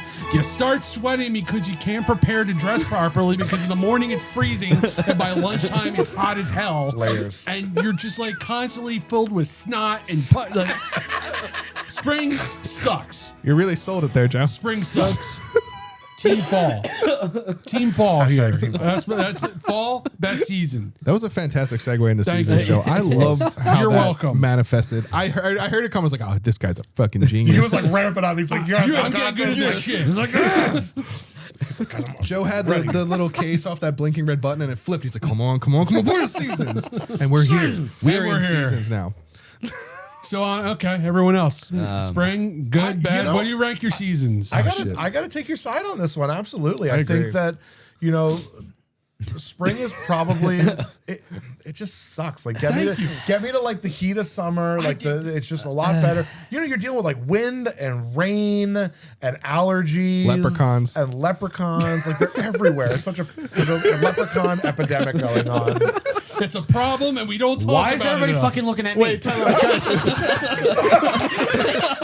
No, remember that thing? It was like way pre-panty, probably in like the Vine era. But there were those people that said they saw a leprechaun in Philly, and they had like the sketch of it. Nobody remembers it. Oh, It's like the most kid-drawn picture of a leprechaun. I was like, yeah, I saw him up in the tree. I'm like, what the fuck are you talking about? It was like in the middle of the city in Philly, and this was like a whole news story. Like national news covered this shit. I'm like, really? You guys committed to this? No, Remember it's the funny. robot? It's funny. It's funny because We like destroyed it. It made it all across the U.S. and then Philly fucked it up within 2 minutes. if you asked me as a kid what my favorite season was, I would have always said summer because school vacation, summer vacation. But I being a grown, refined adult now, I do have an actual distinguished degenerate. I do have an actual nice ranking of where I put the seasons. Fall, Where do you put them? fall is top. You have I cooler agree. weather. Like the good sports are starting again, hockey and football. Yeah. If your baseball team's doing well, you have the baseball postseason. Okay. You got Oktoberfest beers, all this good food. Second is winter. best food is in the Believe it or fall. not, it's winter. Winter? Okay. Because I love Thanksgiving. Thanksgiving's still fall, but into that time It does going tail end into I got you. Christmas and New you like the Year's. whole- yeah. Just a great celebratory time. Again, food and drink and being with people. I thought you said celebratory. I'm like, you're not doing it? No, I'm not doing it. It's too cold. Yeah. checks out. Third would be summer. Not because it sucks, Did just anybody because catch the girls episode? No wonder he's not. third would be summer because it's when you Sorry, it's I when had you to. get I to had to spend get one. time and go on vacations with your family because your kids are out of school, that kind Fair. of stuff. Yes, it's hot, but you know it's hot. It's not like spring when it's how do I prepare? You know to prepare for I'm going to sweat my balls off. And then fourth is God's asshole of a season. Spring. God's Allergies. asshole is spring. Not God's asshole. Asshole of a season. It's more like God's taint. Right, I was like, I feel like, but I don't know. Like, I feel like God's asshole would be pretty nice. Or it's Yeah, more dude, like it's gotta be. I should say Wait, it's hold the on, wait. I devil's. got a shout for God's asshole. You would. It should be the devil's asshole then. This is God's asshole. Oh my God. That's just farts. Yeah, you're just like, And then there's just a light and there's I'm so angry. I guess I didn't word it right. But Yeah, how do you properly word God's asshole? Please explain, Joe. Go. so no, spring. I'm just it can fuck itself. I Nick's hate finally it. understanding where this comes from and how all this manifests. He's I seeing told it. you the It's Malort, dude. season. I love It's the that. Malort. Truth here. It's I've it's never something seen about somebody it. so that shit. passionate about seasons. I've never seen somebody so passionate about God's asshole. For being real. Hey, Jews never been touched by Dude, it. you're gonna It's get touched by an angel, literally. I'm a very lapsed Catholic, but you're still gonna get me in trouble with my mom, even though I totally. I still, Mom, sorry, I ate meat yesterday on Friday. Whatever. Oh no! I'm going to meet your terrible. mom for the first time at Celtic Fest, and she's like, Alex, I have some things to tell you. Like, shit, I'm sorry. You have to lay the ground rules. It's like we don't talk about the internet stuff in person. we can't do this. We're always like, no, because people come up to us, they're like, oh, do you remember that thing you posted? I was like, no, shh. Comment it. Please. We don't talk about that. In real life. do it. All right, so Joe ranked his. Nick and me and Pat haven't done it, but Nick, you go All right. next. Your Rank season. it. Go ahead, so, go ahead. so I mean, I think I got to mimic it. You know, spring or fall and winter to me are the best food seasons. There you go. And That's true. You know, it's just Outdoor awesome. eating? You get like, cause like you get the fall is like you can have comfortable outdoor eating. There's no stupid bugs and crap up your ass. So like you Or can God's really ass. comfortably do that. Then you're getting or God's ass, anyone's ass, really. You know, you get the great fall flavors. Like it just starts getting like really rich. You get in the wintertime, you got good stews and roasts and like it's like meat heaven because like that's. Yeah. it- I don't it want is, to like, interrupt you, peak but I'm meat going to season. real quick just because I got to touch on something that Joe's touched on way back. But Joe is a pumpkin slut. I was going to bring that up. yeah. I was like, yeah, Joe's a pumpkin whore. I'm a giant. All right, I pumpkin read slut. enough. Carry Okay, on. fair enough. Yeah, that's touch on it. good. Right, yeah. So you got Thanksgiving, Christmas. You got all the awesome holidays in there, and then I love summer too because we're Cookout. theme park training right now. There you go. Nice. We're getting a theme park season for us. You know, we talk about again like tying back into the wake care stuff and getting our kids moving. I'm like, He's like, you guys want to be able to last in the theme park? We got to go for walks now. That is a be ready challenge to go. and a half, dude. It really is. Like, we way to put a approach lot it. of miles on that. Dude, fucking Disney, you need to like, it's like a 5K. You need to train for that shit. You gotta do your cardio. Dude, there was talking about theme parks. I think I went to what's the big roller coaster one that's out in Ohio? Oh, Cedar Point. Cedar Point, Yeah. There's so many damn hills in that place. Cedar Point is very hilly. And like we love I was like, Jesus. Yeah, we love Dorney Park, but Dorney Park, if you guys know Dorney Park, it has that bastard of a hill. in the Yeah. middle of Oh, it. yeah. And you have to like plan. Like the more you go, you're like, oh no, we don't go that way. We go down the hill and then we go the east. We're gonna go this side, and then we're gonna go that way. You gotta plan it. But yeah, summer's awesome because again, cookouts, we're sticking with the food thing. Like you get your freaking turkey legs and just all that awesome dude, stuff. fuck. Like I would rip. it Yo, is- we need to do a Renaissance Fair episode. I was dude. gonna say that. Yeah, we need to. Renaissance Fair. Nick, you're legs, coming. bro. You're Top coming. tier, yes, absolutely. We're I gonna am do it there. mobile. That's I love fucking it. tear it It's up. great. I'm going all out. I'm dressing up, dude. Yeah, I'm and that like, guy. like yeah. spring really has nothing to offer other than rotten I was eggs. gonna say I'll wear my Alex. I'll wear my corset. Don't worry. You just got that, dude. You that visual is so good. You're welcome. Wait, you got to get your logos printed on God. courses. And just big everybody's Altered just out there like people are like, yeah, no, that makes sense. Like I just dressed up for the discount getting in, sir. I don't think we're allowed. Why'd to let you she in. get in with the corset? I got one. Because people want to see that. They don't want to see that. You could just go as like the fucking bearded lady and really write it off. You look like the guys from Robin Hood Men in Tights. Oh, Jesus. That is such a good movie. All right, so Very underrated movie, I'll say. Pat, go through your seasons. Mine's hard because there's. Dude, I was talking why about are you hard right now? Jesus. There's only 4 of them. Yeah, Like, we don't have the blue you've chew had greens yet. time. Don't worry, Pat. I got you. Carry on. There's That was better. there's good and bad about every season, and I always find a good and bad in every season. I really do. But Stop skating the middle line. Give us your worst and Take a best. stand, Right. goddamn it. I would say like on the tiers, like I don't flat out hate any fucking season. There's my favorites. Which but, one do you like, hate less? Just have to rank them. Spring would probably be down there. Okay, fair. See, we're on the same But the boat. good side of that is like, yeah, it's new. All the flowers are blooming again. We went through the doldrums of fucking winter and all Fair. that shit. But it's don't look at me like that. Talk about your flowers. I don't Go. get Go. allergies. Spring's beautiful. Look at the flowers. yeah, no. I don't have to take a half a bottle of Allegra to go outside. Well, like What's that like? it's very liberating. I'm I'll like say. freebasing it. Yeah, this I like dude. mix it into my GLP-1 just so I can like be all right. But no, it's like daylight. You get more daylight. I love that and That's everything fair. like that. So like, I mean, I would always say like my perfect thing is be like if I could get like fall and winter temperatures, but daylight of Finter? summer. Wall? Fall. Fall. Stupid. Fall. So dumb. Fall sounds like Nordic or something. This is fall. This is fun. Welcome to fall. But like, would you no, like? if you could have all those and like have the daylight of summer, like I'd be happy. Bro, got you're that. getting more daylight tomorrow because we picked Oh, a yeah, horrible no. day to double record because we lose an hour of Yeah, no sleep. shit. I don't give a fuck. There's got to be somewhere in the world where you get constant Top like tier that. winter would probably be my favorite because hockey. Yeah, growing that's up, fair. You know, I've always been a fan of the cold. I mean, I sweat in a blizzard. It's not fun. Oh, this guy sweats. I thought Pat didn't sweat. He's like Oh my good God, at dude. everything. Yeah, he's hard over here. Are you fucking kidding me? I move around for like a slight minute and I'm like, I'm sweating. Pat gives new meaning to I'm glad hard it was winter. there and not that you're hard. for Yeah, moving why you around. been hard? Is that Oh, the seasons get me so excited. love a good yeah. season? Secretly, while I've been checking my phone, Whitney's gonna send me stuff all day.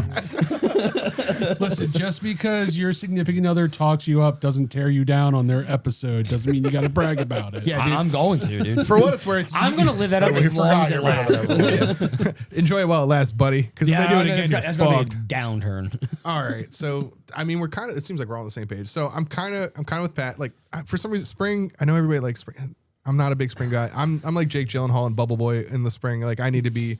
I got all sorts of problems. Pollen fucks me up. I mean, I can't enjoy myself. I'm a fall guy for many reasons. Like you said, the food, everything, just the ambiance with fall, being outside. You know, the season, the festivities and things that happen. Oktoberfest. The electric bill astronomically lower. You crack open those windows, you just ride it out. Spring could be too. Spring could, but I can't open the windows because I'm pollen motherfucker. Yeah, because then I'm like, I'm like, Sarah goes to sleep in Charlotte's room because my ass is snoring and she kicks me like 15 times and I'm like, it's not, I'm fine. And then I go back and do it again. She hates me. You could be sponsored by Claritin. Claritin, guys. Wait, hold on. I think I have something for that. Of course he does. Do you guys have seasonal allergies? Here's Claritin. No, one day. No, Blue Chew's going to get us first because fucking our wives just, they sold us on that. Blue Chew's going to come at us. we're gonna make them do the reads. It's like so. Yeah, make them do the read. But now I'd say winter and fall are close to me. Now, here's my issue with winter. The last few winters, outside of this one, like a solid back in the day winter, like our winter's been weird. Like there was like 3 years ago, like I think one day in December it was 70. It's like a winter where it's built like a normal winter, I'm cool with. But now it's like it's all over the place and it screws me up Like just as much. This winter was pretty good. It was Like, pretty I'll say good. was It like actually solid, was a like, normal actual winter. Yeah. But like it also screwed me up like spring because you would go from like like when we were doing at the ale trail, it was like minus 17. The next day it was like 40. And then like it'll be like now it's like rain, hot, cold. I'm it like, doesn't I'm even dying. take a day. Remember you and I filming the Ale Trail Altered Journeys? Like we like Oh, dude, it got cold as shit. between Dude, Mystic Ways it and was Van 17 Luz, by the time we left. It dropped 10 degrees minimum. I was afraid our beer glass was literally My going to balls explode. can't handle it. Dude, yeah, no, it was so wild. So like this winter was good. It wasn't like a balance like when we were. I guess the best way to put it is like when we were younger. That kind of winter, like the typical PA winter before shit got weird. It was constantly Yeah. steady temperature. You got snow randomly. But yeah, you fall's know, my like, top, you know. spring's my bottom, summer and winter. Shout out to the gay community. Yeah, spring's definitely my bottom. Fall's my top, and I just love a seasonal We sandwich. want some of those followers too. We love you guys. Oh, I Come on fucking over. love you guys. I was gonna say like, Joe hibernates have like you a ever got bear. complimented by a gay guy? Oh, all the time. My inbox is flooded. You know how much better does that actually feel? Doesn't It that feels just fucking make, that great. would make you So feel it's- wonderful? Dude, it's like you I'm can. gonna say two things about that, right? Because it's a double-edged sword. Now, obviously, That's I'm what they very call that? happily, yes, sword. I said sword, Oh, sorry, double-edged sorry. sword. Gotcha. It's so flattering. Like these guys enter my inbox. They enter my inbox. I shouldn't have said Oh, it like dude, that. you gotta Set myself up for that one. cheers. A lot of Careful asshole your talk. wording. Careful your wording. Fucking God's asshole. So these guys are in my inbox, and they just like they're so complimentary. They're amazing. Fucking and it build you up, dude. It really does. It makes me feel so good. But I'm also like, was I wrong in being straight? Like, did I miss an opportunity? here? then you do That's it- what I'm Did I go like, I was like askew? struggling through awkwardness through like high school in my early 20s, trying to date. And I'm like, man, if I was gay, this would have been so much easier. No, then you got those. Listen, all it does is it embraces the fact that sexuality is not a choice because you're like, Facts. these people are so goddamn nice to me, but I still like vaginas. Our ones- Like, I'm sorry. Like, I apologize to them. I'm like, I'm so sorry. You're so nice. I'm sorry. I don't know. But I It's feel just like like a king random- amongst these people. Like random bars I've been complimented. I'm like, bro, thank you. Yeah, I'm like, hey, cool, thanks. Yeah, that girl was there's- just complimenting. I didn't give a fuck. It feel, But it and felt- you know it what? feels great. And you know what? To tie it back into mental More health. men should with men's compliment mental health, men. Yes, there is Yes. nothing Yeah. wrong with complimenting another guy. Make them feel good about themselves. Like, Fuck. like find the things that they're doing well in their life. You know, whether it's It they're doesn't being even a have to good be that parent, deep. Just they're be like, yo, I like your shirt, bud. hey, Like, yeah, yeah, whatever. Fuck it. You know, that's awesome. Like, Fucking support each we other. need to, put it out there, put the goodness out in the universe, and send some compliments once in a while. I think that is a perfect.